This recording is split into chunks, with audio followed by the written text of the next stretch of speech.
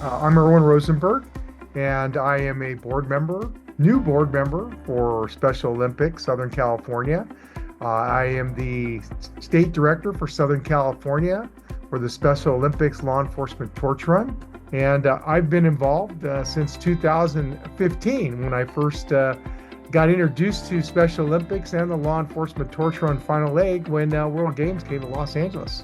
During that, it was so great to see this incredible outpouring from the community, including our elected officials, community members, business members, people lining the streets.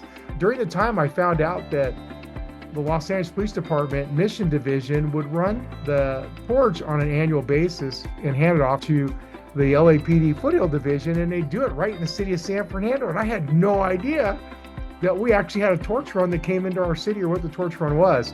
And at the time, I met Mark McCorkle, retired commander for the Los Angeles Sheriff's Department, and he got me involved. And he said, "Hey, why don't you come out to a regional game?" And I got to go to a regional game and even carry in a torch. And I got to hang my first medals on an athlete. And that was it. I was done. I was sold. I've been in ever since. So it was really, when it comes down to it, it's the athletes. That's really all it's about. The unconditional love that I've received, it's family.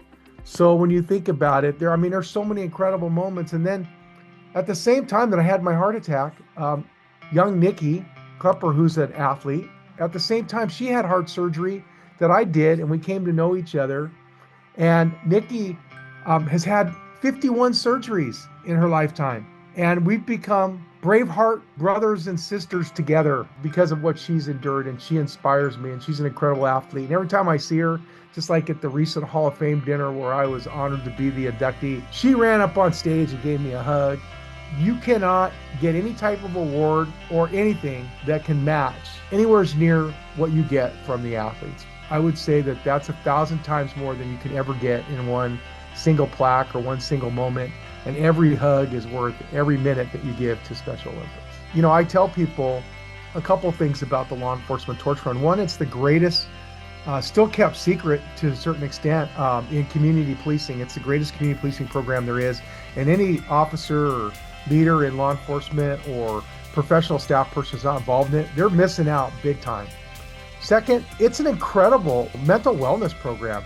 In our profession of law enforcement, we see all the negativity and we deal with 1% of the people the greatest majority of the time.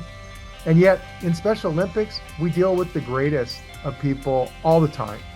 And so, getting that unconditional love is such a huge uplift. It really is great for the mental spirit and the mental wellness of everybody.